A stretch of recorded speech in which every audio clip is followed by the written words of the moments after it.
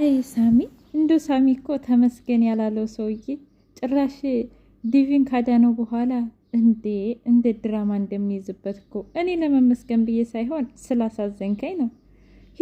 ሂዊን ሳሚ አዳናት። እውነት ለመናገር እዛ ሂዳ አስወግዳት፣ በቃ ከዚህ በኋላ አታስፈልገኝም እያለች የእንቅልፍ መድኃኒት ለሩት ሰጥታት ነበር። ምክንያቱም ሩት እንዳታድናት ስለፈለገች ነበር።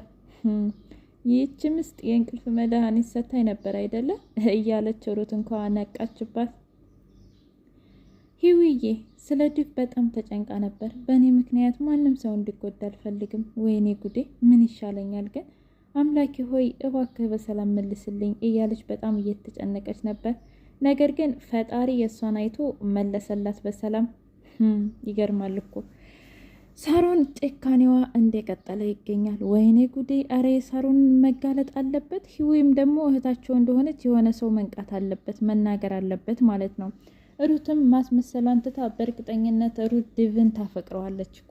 ለዛ ነው እኔ እሱን አጥቼ መኖር አልችልም ጭራሽ ያለ ወንድሜ ትላለች። ወንድሜ እየተባለ ነው ፉንቃ የተገረራት እና ሩትዬ እውነት ለመናገር ከዲቭ ፍቅር ይዟታል። ስለዚህ ሁሉም ነገር ይጋለጥና ሩትና ዲቭ ፍቅረኛሞች የሆኑ ሂዊ ደግሞ እህታቸው እንደሆነች የግድ መታወቅ አለበት ማለት ነው። ይበቃናል። ሰላም ውድና የተከበራችሁ የቻናል ቤተሰቦች እንዴት ናችሁ? ሁሉ ሰላም፣ ሁሉ መልካም። እኔ እግዚአብሔር የተመሰገነ ይሁን ደህና ነኝ። የህይወት መንገድ እንደቀጠለ ይገኛል። ብዬ እናንተ እስኪ ወንድ ከሆናችሁ እስኪ ንገሩኝ። እስኪ ማናችሁ አፈቱኝም እንዴ እንደዚህ ከምታስጨንቁኝ? ይህ ወንድነት ይባላል? ወንድነት እኮ ፊት ለፊት መጋፈጥ ነው እንጂ ከኋላ ሸፍኖ አይደለም ወንድነታችሁን የምታሳዩኝ እያለ በጣም ደሞ ፈላ ሳሚ። ወይኔ ጉዴ! ቆይ ልጁ ግን የት ሄዶ ነው? ማን ነው እንደዚህ ያደረገው? እያለ ጥያቄ ሆኖበታል። እንዳለ ከቂጥ እስከ አናት ድረስ መበርበር መፈተሽ ፈልጓል። ነገር ግን ሊያገኛት አልቻለም። ሳሮንዬ እንግዲህ ሂዳ ከሆነ ሰው ጋር በጣም እያወራች ነበረ። ከዛም በኋላ ሰሚ ተከትሏት ነበር። ሳሚ ልብ ብሎ እያያት ነበር። አንቺ ነሽ ማለት ነው ከዚህ ሁሉ ጀርባ እያለ ሲከታተላት ወደው አመለጠችው። ቆይ አንድ ቀን እጄ ትገቢያለሽ፣ እኔ ሳሚ አይደለሁም እያለ መዛት ጀመረ። ሩት ደግሞ ታውቂያለሽ ግን ሂዊ ይመጣል አይደል ዲቭ ስትል፣ አዎ ይመጣል። ለምን ደስ ትያለሽ? በጣም ነው የሚመጣው ታውቂያለሽ። ግን በእኔ ምክንያት እንደዚህ መሆናችሁን ማመን አልቻልኩም እስካሁን ድረስ፣ በጣም ይቅርታ እያለች ማውራት ጀመረች። ምንም ችግር የለውም፣ ለምን እንደዛ ትያለሽ? አይ እኔ እኮ ከዚህ በኋላ ልጄን እኔ ራሴ ብጋፈጥ ይሻል ነበረ። እናንተን እኮ በቃ አልሆነ ውስጥ ነው የከተትኳችሁ፣ በጣም ይቅርታ እያለች፣ አይ ምንም አይደለም፣ በቃ ለማንኛውም እኔ ልሂድና ልተኛ እራሴን አሞኛል ብላ ከዛም በኋላ ተኛች።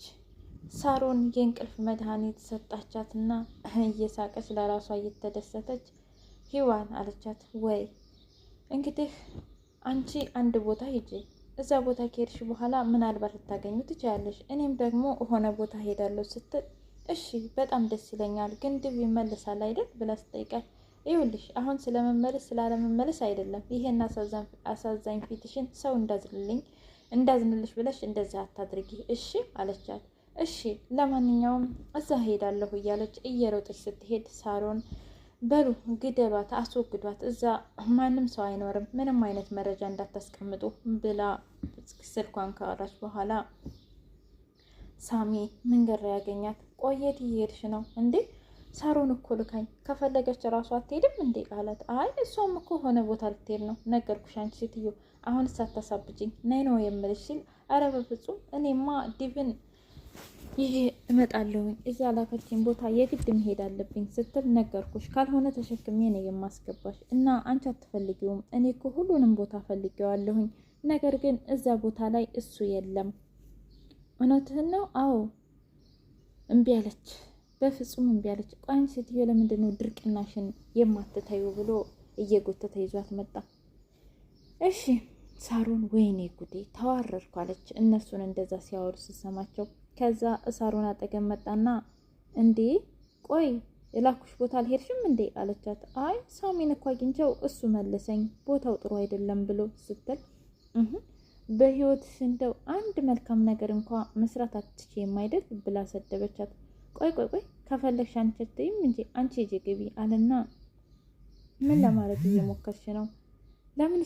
ለምንስ ነው ደግሞ ህዋንን እዛ ቦታ ላይ የላክሻት ሲል ህይወትን እዛ ቦታ ላይ የላክሻት ሲል ምን ማለት ፈልገህ ነው? ከፈለግሽ አንቺ መሄድ ቦታው ጥሩ እንዳልሆነና ቅድም ደግሞ እዛ ቦታ ላይ አግኝቼሽ ነበረ። እዛ ምን እየሰራሽ ነው? ከደቂቃዎች በኋላ ትተሽርሽ የት እንደገባሽ ራሱ አላውቅም አላት። እናንተ ብቻ ናችሁ እንደ ዴቭን የምትፈልጉት? እኔም እኮ ነኝ። እና ታዲያ በዛ ሁኔታ እዛ ውስጥ እዛ ጉሬ ውስጥ እንዴት እዛ እንደሆነ አቀሽ ሄድሽ እያለ ሲላት፣ አይ በቃ አንተ ደግሞ ስራ ፈት ነህ፣ ስለዚህ እኔ በቃ ልሄድ ብላ ሄደች። ታውቂያለሽ፣ ቆይ አንድ ቀን እንደምንም ብዬ አገኝሻለሁ እያለ ዛተባት። በሌላ ጊዜ እንግዲህ ሂዊ መጣችና እንደ ሩት እንዴት ነሽ ደህና ነሽ ስትላት፣ አዎ ደህና ነኝ፣ ምንድን ነው ምን ተፈጠረ ስትል፣ ውይ እስኪ አትጠይቂኝ፣ ሳሮን ከሆነ ቦታ ልካኝ ከዛም በኋላ ሳሚ መለሰኝ አለች። እውነትሽን ነው? አዎ።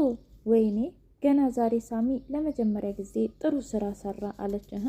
እየነገርኩሽ ያለሁት እኮ መለሰኝ ነው እኮ ነው የምልሽ እኮ አንቺ አታውቂያትም እባክሽ ተይ። ሳሮን እኮ ድሮ ያለችበትን ሁኔታ የድሮውን መልካምነት ብታይ በፍጹም ታዝኒ ነበር አለቻት። እንደዛ አይደለም፣ እኔ ሳሮንን ባላቃት ይሻላል ታውቂያለሽ፣ እሷ መጥፎ ሰው ናት፣ ስለዚህ ላንቺ ጥሩ አልነበረም ብሏ። እሺ ለማንኛውም በሌላ በኩል ሳሚዬ እንግዲህ ዴቭን አገኘው። ከዛ ማን ናችሁ አጠገቤ ቆማችሁ እንደዚህ ሙድ የምትይዙብኝ እያለ ሲል አይኑን ግልጥ አደረገ። እንዴ አንተ ነህ እንዴ እንደዚህ ያደረከኝ ያሳፈንከኝ ታውቃለህ ገምቼ ነበር ሲል፣ ኧረ እባክህ አፍህን አትክፈት እና ለምንድን ነው እንደዚህ ቁማ የምታየኝ? እኔማ ላድንህ ነው የመጣሁት፣ ግን ምን አይነት ጀብድ እንደነበርክ ለማየት ነው። እንደዚህ ታስረህ እንኳ ጀብድነትህ በለው እያለ ሙድ ያዘበት። ከዛም በኋላ አሁን ትፈታኝ እንደው ፍታኝ ሲለው፣ እንዴ ጎበዝ ጀግና አይደለህ እንዴ ፍታዋ አለው። እንዴት አድርጌ ነው የምፈታው በዚህ ሁኔታ ብሎ በጣም ተናደደበት። ለማንኛውም እሺ ና ልፍታህ ብሎ ፈታውና እግርና እጅህን ራስህ ፍታ አለው። እውነት? አዎ ና ፍታ ራስህ ብሎ ከዛም በኋላ አንተ ሰውዬ አብደሃል አለውና በጥፊ መቶት ሄደ።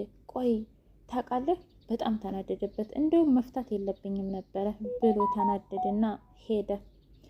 ቤት ሲደርስ ሂውዬ እውነት ለመናገር በፍቅር ነው ያቀፈችው። ወይኔ እንዴ እንዴት ሆነ ዳንክ እንዴት ሆነ ማናዳነ ስትል ሳሚ ነው ያዳነኝ። ከዛም በኋላ ወይ ሳሚ ዛሬ ለመጀመሪያ ጊዜ መልካም ነገሮችን እየሰራ ነው አለች ሩት።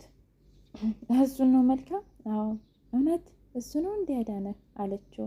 አዎ እሱ ነው ያዳነኝ። ምን ዋጋ አለው እሱ ቢያድነኝም እንኳ ምን ዋጋ አለው እሱ ቢያድነኝም እንኳ መልሶ ግን ቡጢ ለእኔ ቡጢ ይገባኛል እንደ ብሎ ቆይ እዛም ተጣላችሁ እንዴ አለች ሩት። አዎና እንዴት በጥፊ መቶኝ ይመጣል? ከዛም በኋላ አረ ጥሩ አላደረክም አለች ሩት። እና ልቀፍ ስትለው አያይ እኔ መታቀፍም ሆነ መመስገን አልፈልግም ለራሴ ስና ያደረኩት አለ። ቆይ ደግና ያው አባትነቱ ስላንተ አይደለም እንዴ? ስነ ስርዓት ያዙ እሺ ብሎ ሲቆጣ፣ ለማንኛውም አሁን ያለፈው አልፏል፣ እስኪ ይቅርታ ጠይቀው አለችው። በቃ ሳሚ ይቅርታ እንደዛ ማድረግ የለብኝም ነበር፣ ልክ ነህ አለችው። ከዛም በኋላ ልክ ነህ አለው። እሺ ምንም ችግር የለውም እና ለማንኛውም አሁን ወደፊት ምንድን ነው የሚሆነው? ሰዎቹ በጣም አደገኛ ናቸው፣ ስለዚህ መጠንቀቅ አለብን። ምንም አይነት ፍንጭ እንኳ አልተውልኝም፣ ማን እንደሆኑ ምን እንደሆኑ እንኳ ላውቅ አልቻልኩም እያለ በጣም ተናደደ ዴቭ። ከዛ ሂዊ በጣም ተጨነቄ ነበር ታውቃለህ አለችው። አረ ምንም ችግር የለውም አይዞሽ፣ በቃ አሁን እኮ መጥቻለሁ፣ ለምን እንደዚህ ትጨነቂያለሽ እያለ እቅፍ አደረጋት። በቃ እኔ ምግብ ላንጣ ብላ ሩት ደግሞ ወደ ክችን ስትገባ መድኃኒቱን አገኘችው። እች ምስጥ ሳሮን የእንቅልፍ መድኃኒት ሰጥታኝ ነበረ አይደል? ቆይ አንድ እርምጃ እየቀደመች ነው፣ ነገር ግን እኔ መቅደም አለብኝ እያለች ነው። አረ ይበቃል፣ እውነት ይበቃል። አረ ሳሮን ትጋለጥ፣ ሂዊም ደግሞ ቤተሰቦቿን ታገኝ። ሩትም ቢሆን ለዲብ ፍቅሯን ትግለጥናትና ይቀበላት አይቀበላት የሚለውንም ማወቅ አለብን። በጣም ያሳዝናል እኮ እውነት ለመናገር የህይወይም ልጅ መገኘት አለባት። ተንዛዛ እኮ ሁሌ ክፋት ጥግ። ይሄ የሰሚ ነገር አገኝሻለሁ ቆይ አንድ ቀን ብሏል። ውድ ቻናሌ ቤተሰቦች የዛሬው የህይወት መንገድ ይሄንን ይመስል ነበረ።